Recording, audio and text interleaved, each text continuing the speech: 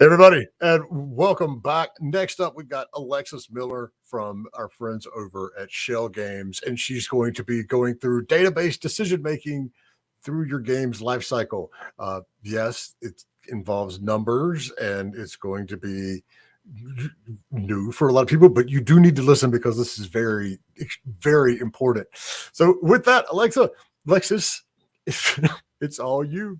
Take it Thank away. you. Thank you, Jay.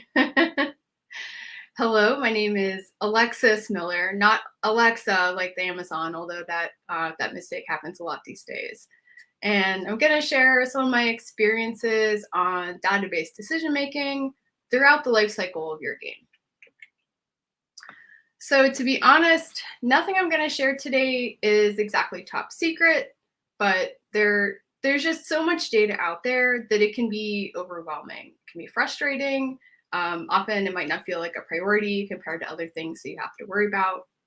So I'm hoping to highlight some of the areas that I think are the most important to create a successful game. I'll share some free resources that I use, as well as examples where you can take publicly available data one step further. And everything I'm sharing are things that have been done by a single person, which is me. So you don't need a data scientist or an entire research team to be able to utilize data during your development. And you'll also notice that when I talk about data, it's not just numbers per se. A lot of it's actually qualitative and things that might feel a little bit more familiar.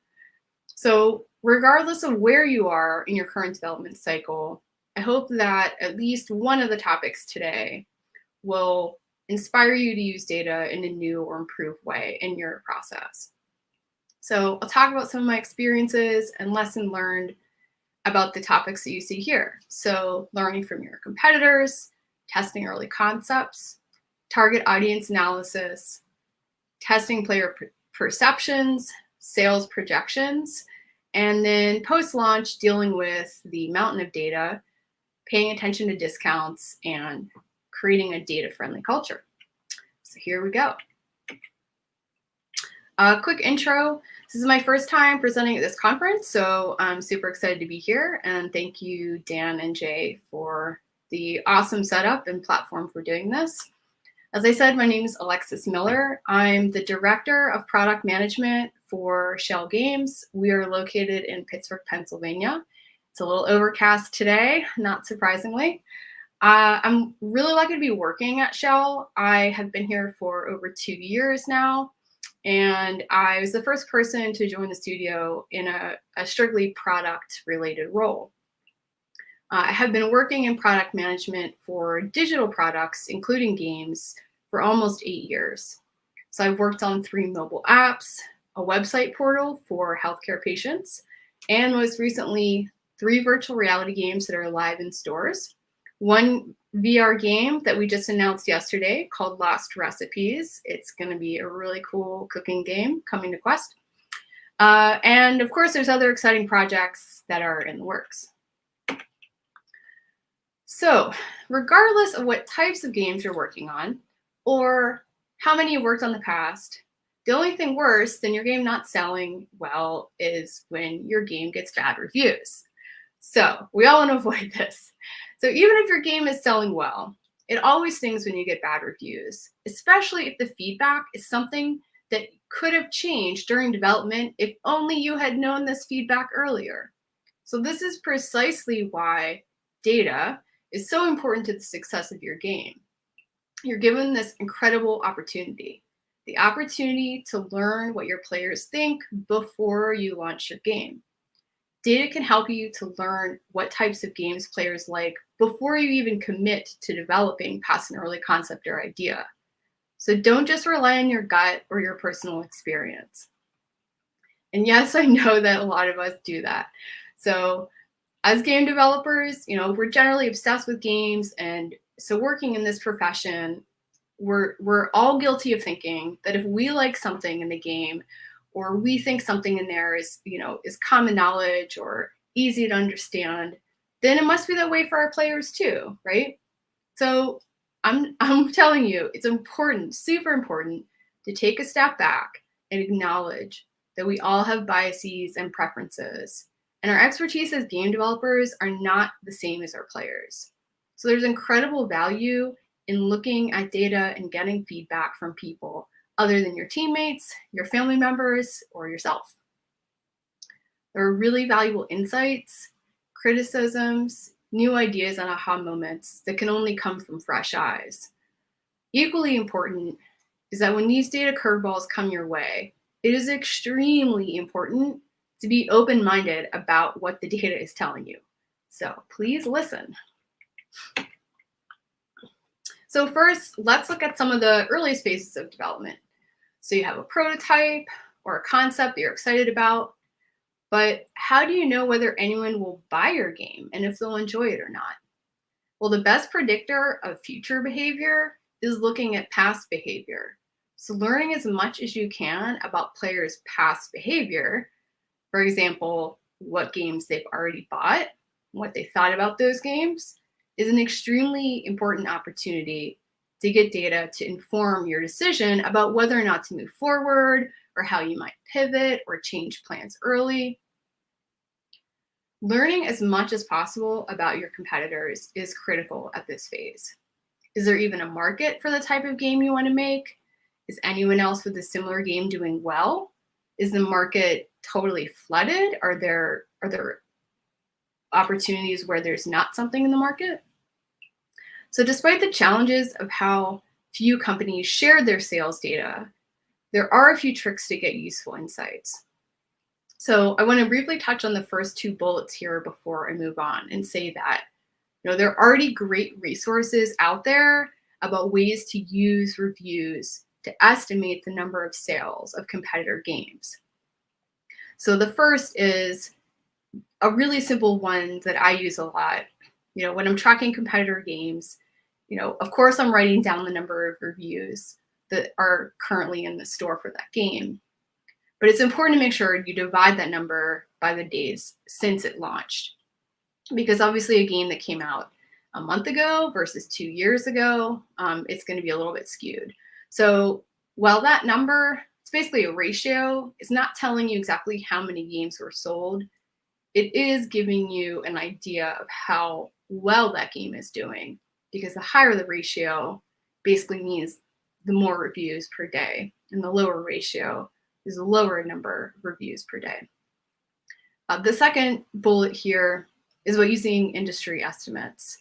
So what I've seen and tested with our own data with games on Steam in particular is taking the number of reviews for the game and multiplying that by 40 up to 70. And so that can give you at least a range of how many units that game may have sold. That's definitely a really good one that I wanted to point out. So, again, make sure when you're looking at these numbers, though, to sort of baseline your data by making sure you know when the game launched and sort of accounting for that in your calculations. So the next two things.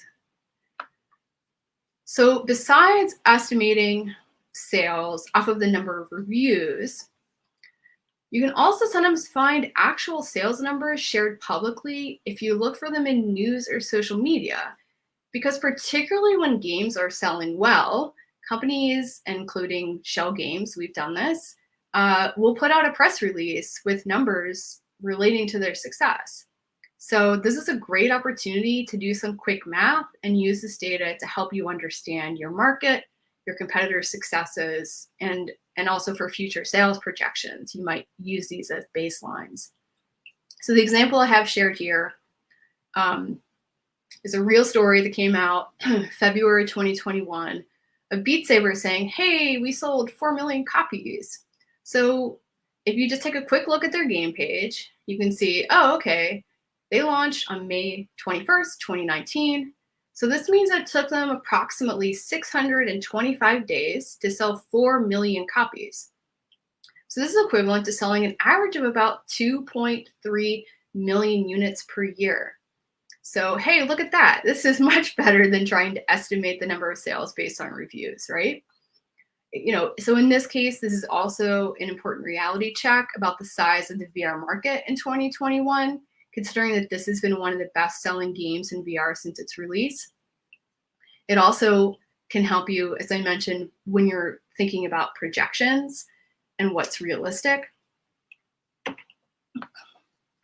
So another way to understand the market and your competition is to look at top-selling charts or other rankings on public pages.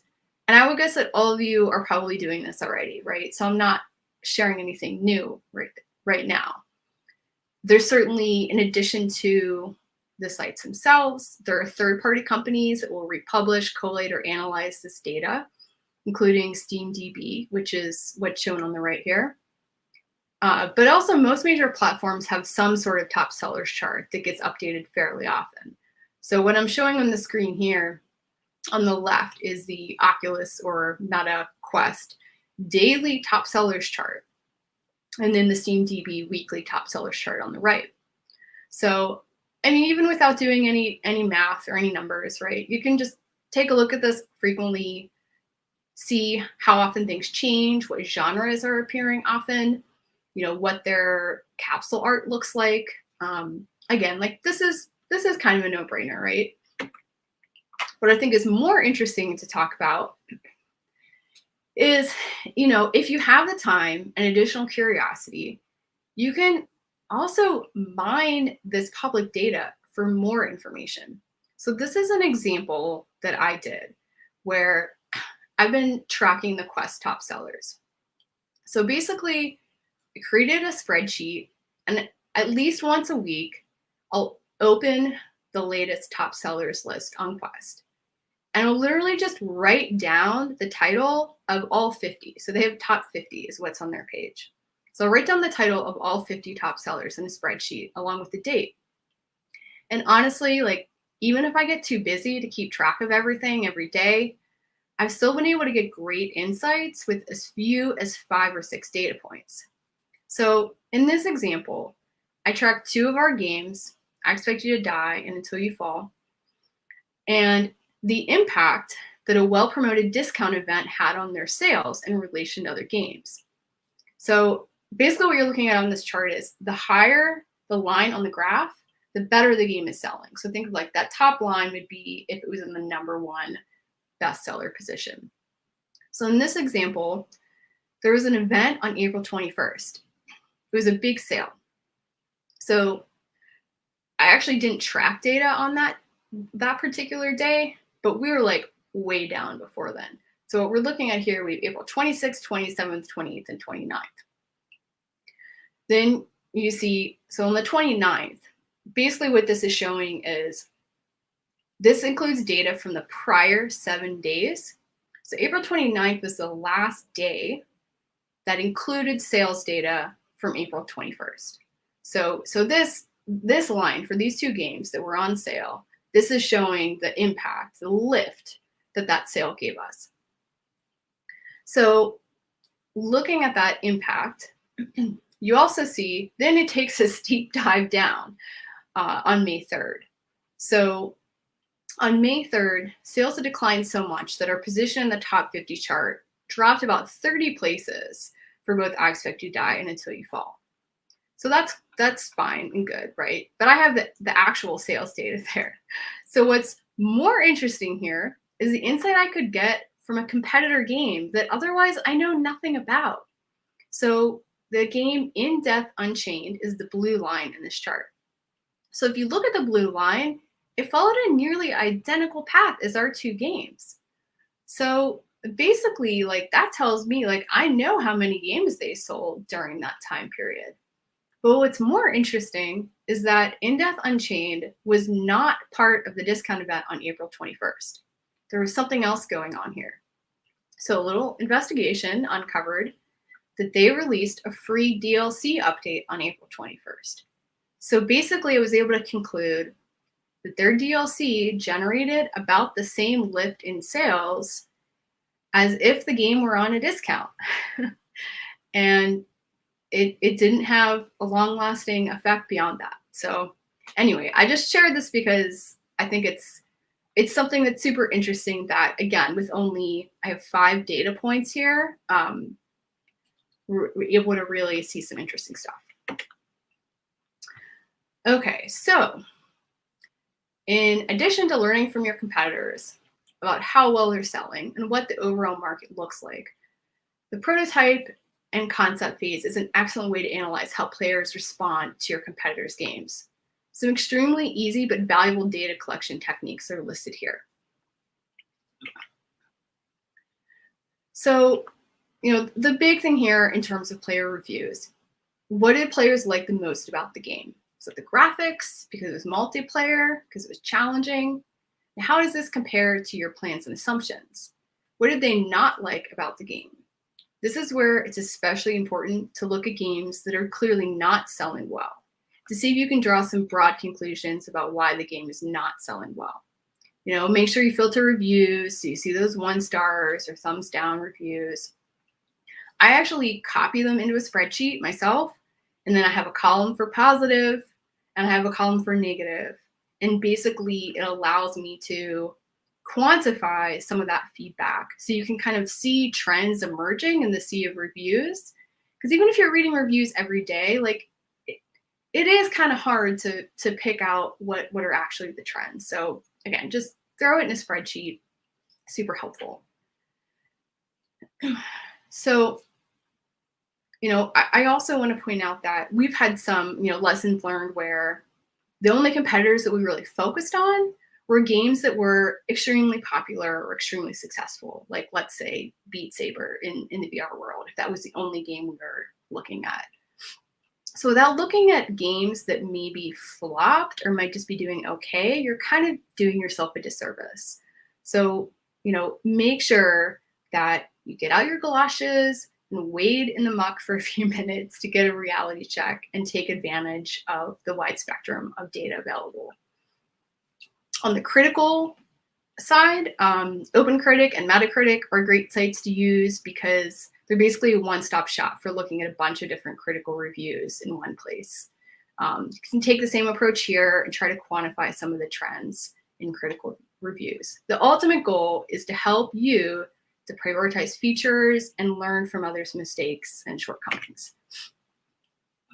So in your never-ending quest to learn more about other games in order to help make design and business decisions about your game, there's always a lot to learn. So one of the ways that I learned about successes and failures of other games is by directly interviewing or sending survey questions to players about competitors' games. There's often questions that you'll never be able to find by just reading game reviews. But there are far fewer constraints to your curiosity when you're able to directly ask your most burning questions to players. So this data gathering can occur throughout your development cycle as well. When we conduct playtests with players, we'll actually often just make strategic small talk with our playtesters about like, hey, what games have you been playing lately? And like, oh, really? Like, why did you like that game so much? So don't be shy. Most players love talking about games they've played, and they might actually be more honest about what they think about other games than your game. So yeah, cool, check it out. So now that you've learned from all the mistakes that other games have made, and you've prioritized the details that really matter to players, it's even more important to test your early concepts directly with players. There's a lot of great insight that you can get from players before you even have a game to play. So understanding their expectations, assumptions, preferences, and aversions early will decrease your risk as you're making big decisions for your games. So here are some things that we have actually tested in very early stages of our product. So in our case, we created online surveys and remote video call interviews with players through a platform we use called usertesting.com. You could do it in a variety of ways to get their feedback on what really was just ideas or early concepts. So for example, even a few sentences of a game description could be tested. If you have a main character or characters, plural, in a game, and you're trying to decide the direction that character should take, just put some sketches of characters in front of players and ask them questions about each one. Environment artwork is another interesting thing to test. So we've taken a piece of art and we tested 4 different color schemes to just see what emotions were elicited.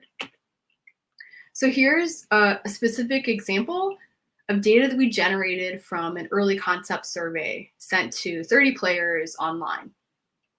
So we wanted input on a hero character. And so we created 8 different sketches of potential hero characters.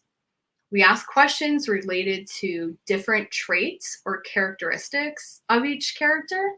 So you can see the results here showing how players answered the questions about which character of the 8 was the most compelling, which was the cutest, which is the bravest, and which looked most like a hero. So you can see character 1 and character 7 both tested really well for several of the traits that we were targeting. But if you look at the blue bar, which is the hero bar, there's a pretty low level of blue on the graph, which means that, basically we wanted this character to look like a hero, and it was actually testing as being more like a villain. So players were further asked to just describe in their own words what was most compelling about each character. So for character 1, we learned, color scheme and their character's eyes really came out as a trend. While character 7, people often said the smile of that character. Another super useful question that we asked in this test, again, just based on these sketch characters, was, what do you think the target age range is for this game based on the artwork? This helped us to avoid a direction that may have been perceived as too childish when we knew our target audience was going to be at least 15 years old. Okay, so now you're full steam ahead, you're in production, you're in development. So let's talk about some more data gathering opportunities that can come later in the development process. So target audience is an interesting one because you obviously want an idea of your target audience early, but it's also hard to pinpoint your target audience until you've decided some important aspects of the core game loop, some of the major features, the look and feel. So personally, I still struggle with the best time to do this. And I would suggest in an ideal world, this is revisited multiple times throughout both the early concept and the production phase. That being said, there's some great data sources out there to help you understand gamer personas and market viability. And it's definitely an art and science to try to cast the right net. Not too wide, meaning, the game is for everyone. And also not too narrow, like this game is for 14-year-old girls who like turtles and racing. So this slide just includes some of the resources that I regularly use when doing research on our target audience, when I'm looking for player personas or market data. Quantic Foundry has collected data from over 850,000 players to come up with gamer motivation profiles that are really interesting. They offer some super useful reports for free by signing up on their website. And they also often give talks at conferences like GDC. Chris Sikowski is another great resource who happens to also be speaking at this conference. So definitely check out his stuff. He's got great tips for marketing your game and data about how certain genres do better than others on Steam, etc. He's got a great freemium model with some free and some paid content, as does Simon Carlos with his company Game Discover Co. Great data for indie game developers, including a free newsletter and a paid newsletter. And then lastly on the right, a resource that I've been heavily using since Shell Games has been developing so many virtual reality games is a report that Oculus put out in 2020 that defines 7 player personas and how each one is attracted to the VR market. So they did research with over 1,000 gamers, and they've categorized that data into the 7 personas. The report gives me information on each persona, such as gender, income, age, other demographics, their personality traits, genres that they enjoy, descriptions of sort of what they care about when gaming. So here's a quick look at some data that Oculus provided in their report and how I added additional value to it. So for each game that we started to develop, I've been reading through the pages of this report and trying to identify which of the 7 personas was most likely to purchase our game. But guess what? There is actually so much data in this report that I mined it for additional insight. So I created a whole new set of graphs and charts, including this one, using numbers from the Oculus report. But I just kind of formatted it in different ways to answer other questions that I had. So by looking at each of the 7 personas and then narrowing down to the 3 personas that Oculus defined as what they called VR target, I looked at what genres each persona liked most and then basically, stacked them on this chart. So this helped me to answer the question, which genres are currently or in the near future going to sell the best in the VR market, and specifically on the Quest platform. So what I did wasn't rocket science, but I still think it gave us, again, even more useful information beyond how they presented it in their report. So in this graph, you can see all 3 of the 3 personas, so steady gamer, play to win gamer, dedicated gamer. They all really like first-person shooters. Maybe that's not super shocking, but would you also predict that those 3 groups like action, driving games, and sports games almost as much? But they like them a lot more than role-playing or action or fighting or puzzles. So lots of great information out there. So, there's tons of opportunities to research our competitors' market, your target audience. But what else can you do while you're still developing your game that's going to help you later to sell your game better? There are incredible product and marketing insights that can come through the playtesting process. So I'm going to share a list of questions that we've used with multiple games now, in addition to suggestions of store assets and marketing materials that you can and should test while you still have time to make changes. So playtesting in general is a huge goldmine of data, and I could spend an entire talk talking about playtesting. It is so valuable. But what I want to emphasize here is adding a handful of questions to your playtests that will give you extremely useful information when you start creating your store assets, your metadata, and your marketing materials. So the questions I have listed here can give you great insight throughout the life cycle of your game, and they really only take a few extra minutes to add to your, other kind of typical playtesting, more design-focused playtesting questions. Perhaps one of the most useful questions that we've asked in our playtests was, how would you describe this game to your friends and family? So the visual on the left here shows the results from tests that we did while developing I Expect You to Die 2, which is indeed a puzzle game that includes action, mystery, and spies. So, the larger size of the text, the more often we heard those responses from our playtesters. So we learned to double down on those words in our marketing and communications about the game. What better source to use for describing your game than from players themselves? So the answer to this question was also great because by asking it early in the process, we use it like pillars or like our North Star to make sure that we are consistently hearing answers that we expected and there were no unpleasant surprises. We also used, when we were pricing our game, we absolutely did research on what other games were selling for, but an additional data point that helped us was to just directly ask playtesters what they'd be willing to pay for the game. So even asking players to suggest keywords, again, excellent opportunity to get information from the people who are going to be buying your game. So after you've asked the right questions during playtesting, you're now ready to test your store assets and marketing materials directly with players. So this is where we make sure the first impressions are yielding the results that we want, where we're building a very straight road on all the many paths to conversion. So we want to meet player expectations to appeal to the right audience before they even start playing our game.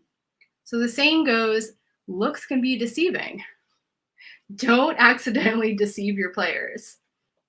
I have to give credit to Chris Sikowski again, because he's always hammering home this point. Test your marketing materials and store assets. It's super important and also pretty easy. Now, think about all the images and the words out there that players see on a daily basis. It can be an ocean of information, so you have to get their attention quickly. So some valuable tests that we've done that are listed here. We've tested our game website, digital ads, the store description, the game title, keywords, and of course, the capsule art. We use a remote playtesting platform called usertesting.com, but you can test with players through Google Forms or live video calls for free. There's lots of options. You can recruit players through Discord channels, social media, your email list. The best part is that you don't need to do any of this in person. You can post it on Google Drive, email it as an attachment. However you do it, you will not regret getting this data, I promise. This is one of my favorite examples of a game asset that we tested before launch. So for I Expect You to Die 2, we tested our capsule art image with players who were new to the franchise. So they didn't have experience from the first game. So we initially showed them the image on the left, and we asked them what they thought they would do in this game. We asked what genre they thought it was, what jumped out at them, and most answers were what we expected, but we found that some players mistakenly focused on the food in the picture. And they thought this game was maybe a cooking game. It most definitely is not a cooking game. So despite the popularity of the food with both our fans and our development team, we removed the food from this image and added in a more puzzly element. So another minor change is that we also responded to feedback about lightning in the window. So you'll notice, in the image on the right that we emphasize the lightning even more in our revision. So the image on the right is sort of our final version that is live in the store now. So projecting and budgeting for how well your game will sell may be one of the hardest parts of your data journey. There's so much pressure to do well and make a profit, as well as pressure to be accurate in your sales projections. And these two pressures are often in opposition to one another. But don't give up. I know there are entire talks about how to set sales projections, so I'm not going to spend a lot of time on this, but I will share just some high-level steps and tips that I hope will be helpful.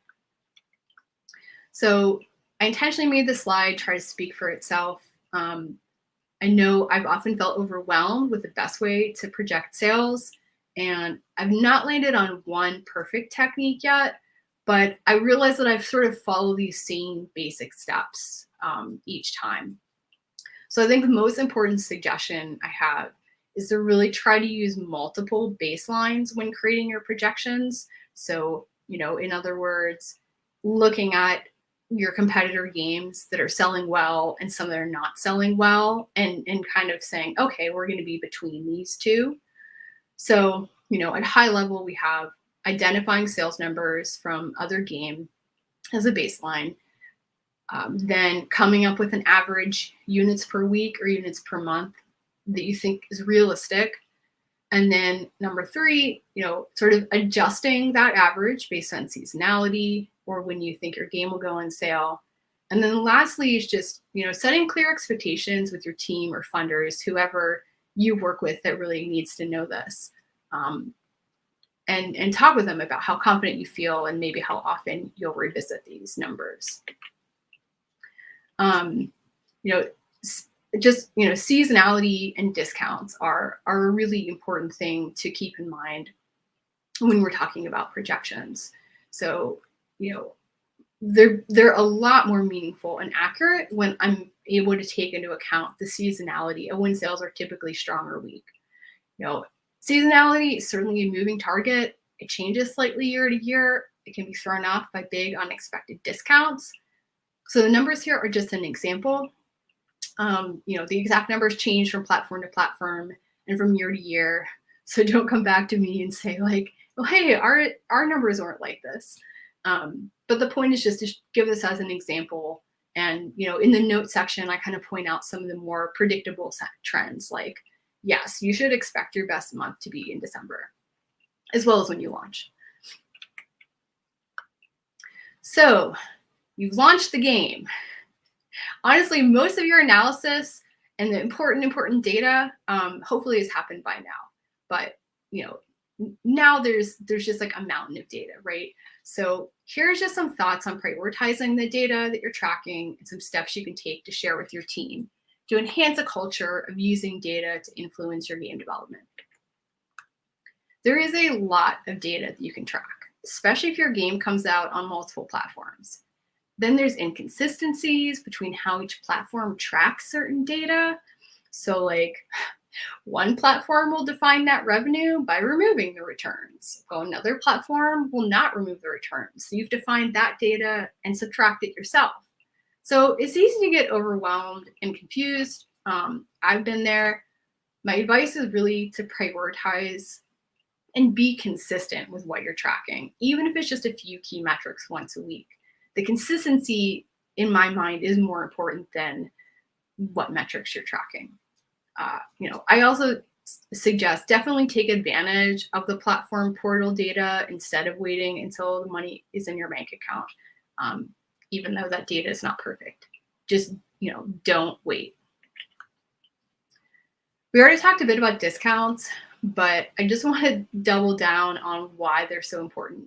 I mean, discounts move units and make way more revenue than I even expected, honestly. So, the point here is just about tracking those discounts. Like, it is super important to just track those details, when they happen, what dates. You can see here, the bar on the left is just the average number of units per day over, this was about a period of like a year for one of our games. And then the bar in the middle is the average units per day when it was at a discount. Like this is huge, right? So pay attention to discounts. Here's another reason why it's important to track that data. Again, the dates that happened. So this is a graph that I created for one of our games where you could visibly see when the game was on sale. So I added red on the dates when it was on sale, probably without the colors, so you could still figure it out.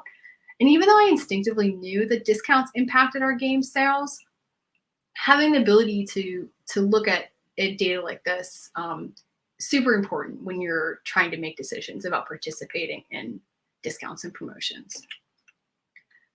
So lastly, there's often discussion in our studio about how much data to share and with whom. And while there's certain teammates who need to know as much data as possible, I also don't want to drown other people in data who have another job to do. But if you watch this talk, then you probably care about data too, and you may want other people on your team to care about it. So I'm ending on the note about the benefits of boosting a data-friendly culture at your company or within your team. I'm not saying a data-only culture where there's no place for creativity or intuition or personal experience. I'm also not suggesting to only share the positive data or only share the negative data, but really stress that the more you share data, both good and bad, with your team, the more likely that it'll be respected and sought after when faced with making tough decisions, and then eventually become a valued and expected part of the process. So, there are lots of easy ways to share data and lots of types of data that people will actually be really excited about. So like one of the best things that I did when I started was to create a Slack channel with a feed of all of our Steam reviews. People were really excited about it, like way more than I expected. And the channel is open to anyone at the company. It's much easier to track down the reviews that way than to like go to a Steam page where whenever you have extra time. Another example shown here was that I presented the results of a full game playtest to the entire development team that was working on that title. So lots of opportunities. So regardless of where you are in your current development cycle, what your role is at the studio, I hope that at least one of the topics today inspired you to use or share data more often in your process. I really don't think that you'll regret it. Thank you so much. Well, that was excellent. How are you doing? Great. Excellent. It looks like I have something messed up on my screen here real quick. Let me fix this. Take your time. I've got some questions. So All right. there we go. That's much better. Oh, okay. So we have one from the chat from John White on YouTube. Do you find different art keywords and phrases work better on different platforms? For example, what performs well on Facebook in a Facebook ad might not be the best for a Steam store page. Yes, I agree. There's definitely differences, particularly even with keywords. Different platforms might not allow you to have the same keyword. So like, for us, for example, in the VR market, there are a totally different set of keywords on Steam than there are on the Quest store. So we definitely try to keep that in mind when we're testing. Also for digital ads, we've seen that we have different success on different platforms. So, I don't have an answer to say like on this platform, this will do better that goes across the board, but it is important to be mindful when you're looking for that information and testing it. Right. For sure. Okay, let's see here. We have more questions. Let's just start at the top here. Do you see an advantage between publishing exclusively on the Oculus Store, Steam, or others? Well, exclusivity. that is a good question. So far, we've not recently published exclusively. We do have a title that is coming out exclusively on Quest. Lost Recipes is going to be coming out there. I think it depends on the genre for sure. What we're seeing right now in the VR market is that the Quest store is where it's at, but because the market is changing so quickly, you want to be relevant on as many platforms as you can, right? So particularly with PlayStation VR, our numbers are really low there right now, but it's important for us to be on that platform because we hope that when PSVR 2 comes out, that we'll already be there. Players will already be familiar with our studio and our titles, and that could have really important future sales implications. So I guess my roundabout answer is, if you have unlimited resources, then yes, like be on every platform. When you don't have limited resources, it is more difficult sometimes to make those decisions. But we haven't been exclusive before, so I can't like jump up and down and say like, yes, like you should do that. That's just based on our experience. Right, that makes a lot of sense. So why do you think that it's lower on PlayStation right now? Why do you think your sales? Is it because the PlayStation VR is not good? Old. It's old. It's been out for over 5 years. And the number of new headsets that they've sold has really declined over the years. So I think that it's just become a pretty small market. I mean, what we see is we sell the most games when someone has newly bought a headset. So you get a new Quest headset at Christmas, and then the next day you're buying 2, 3, 4, 5 games. So in the case of PlayStation VR, because there's not a lot of new headsets that are being sold there, that directly impacts the game sales. Oh, that makes sense. And because everyone's waiting for the new PlayStation headset, right? Exactly. Well, I have a Quest 2. I love my Quest games. And I've got an Oculus Rift as well. But will I ever set that thing up again? No. I will never, ever set it up ever again. It's way too much of a pain. When the Quest 2, I can just put on and go, and then, I'm sitting here, or I'm over there, or I can do it. I just got to move. And they made it so easy to just set up anywhere. I know. I feel ya.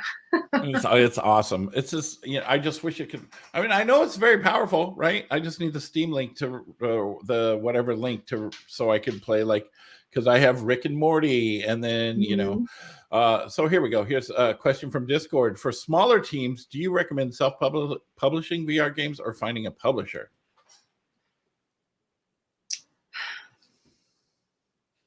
Well, I'm going to say the infamous indie game business answer, and that is it depends.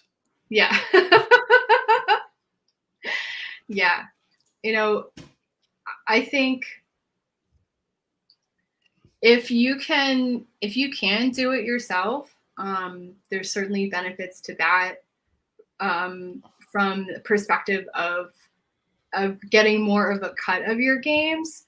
But I definitely see at Shell Games, which is a larger independent studio, the benefits of having a awesome marketing team, of having someone like me that's completely, like, my whole job is just dedicated to saying, okay, what other data can we be tracking, or what other play testing questions can we add? So if you can take advantage of more things like marketing, and just getting the game out there in front of people that maybe wouldn't otherwise see it, then a publisher could be a way to go. But there's definitely, I think you're right, Dan. It depends. It depends. Yeah. And making VR games is expensive, right? So it is risky, and that's a serious thing to take into consideration. Advice for indie teams looking to self-publish. I would say my best advice would be make sure you're on the Quest store. It has just been a game changer for us, honestly, and I think it's only gonna grow. I think in particular the holidays are the times that we've seen the last 2 years when the market has really grown the most. So I'm really interested to see what's going to happen this year. But I think hands down, like, that's the way to make money, is to make sure you're on the Quest store. I wonder what it's going to be called here pretty soon. Probably not going to be called Quest. I mean, I don't know. Well, they sort of shifted to MetaQuest already. MetaQuest? Yeah. MetaQuest. This is Jay's got a good one. Are there better platforms for marketing VR games? Facebook versus Twitter versus TikTok, et cetera, et cetera. So let me think. So we have had some of the best success on Reddit. And I want to say Facebook is second to that.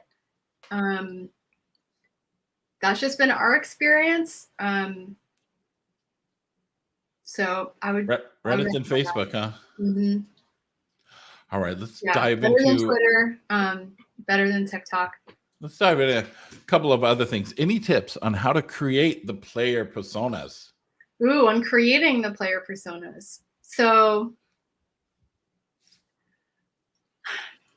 I mean, the tough thing about creating them from scratch is that you need a lot of data. So I guess my recommendation is to try to use what's already out there, like some of the examples that I shared, because it's a pretty complex process to come up with personas. Like, even at a prior job that I had, I worked in a healthcare company where we were working on, I was with a team that was working on personas, and like it took like a year of doing research to come up with usable personas. So yeah, sorry, that's not the answer you wanted. Well, it's a good answer though. It's an answer, right? It's a realistic answer, and that makes sense. Yeah. Here we go. Let's get into playtesters. What's the best way to get playtesters? You mentioned the platform that you guys use. Yes. Do you use anything else? I think so. If you already have people that are fans of your company or your game, asking them to, get the word out to friends and family could be great. I would say, even joining discords of other communities so that you're getting people that might be, you know, fresh eyes that are new to your game or new to your studio. You could even be strategic in terms of if there's a particular genre of your game, you know, maybe you join a Discord for a game of one of your competitors and you get people from that group. I think there's, you know, really the best is definitely getting naive playtesters, but the better is just getting someone outside of your studio and your development team. Right, like that's hard to get like past. getting somebody that knows nothing about your game, don't tell them anything about it, and then just throw them in there and see what they do. Yes. Right. What about live streamers? Yeah, sure. I mean, I think they're a little bit less like the typical player, maybe, because they're like, so, you know, this is like their life. They're almost like a developer. Yeah, and the one thing about that is a lot of live streamers they act overexcited for things, you know, like you watch somebody eat a hot potato chip and they're like, oh my God, you know, they're kind of freaking out a little bit, but really it's like, man, that's pretty hot, you know. Yeah. I should know, I'm a live streamer. So yeah, there's a little bit of overacting in some things, right? Yeah. So yeah, that makes sense. Plus you may not want to get your product out to the public, but then again, live streamers like to be the first people to check out a game. First person to check out a game, have developers in the chat, giving them a hard time, all that kind of good stuff. Well, players like that too, honestly. You know, make sure you have a non-disclosure agreement, though. I didn't mention that, but that's important. Don't tell anybody about anything. Yeah, I've actually and embargoes, right? I've got embargoes. You can't post you can play it now, but you can't post content for 2 weeks or whatever. So you just got to make sure that they do that and put that into their calendars so that they're not posting content before time. Yeah. This goes to how long before release should you get playtesters? Ooh, that's a great question. So I would say as soon as possible. So what we have done is we have playtesters really as early as even just having something in a semi-built state that we want to get feedback on. And so for I Expect You to Die 2, for example, that development cycle lasted about 2 years. And we started playtesting within the first 4 months. Wow. Yeah. And we would playtest we did about every other week throughout most of that game. And it would just be like a small piece that you would test at a time, like not the whole game, obviously. That would be really time consuming.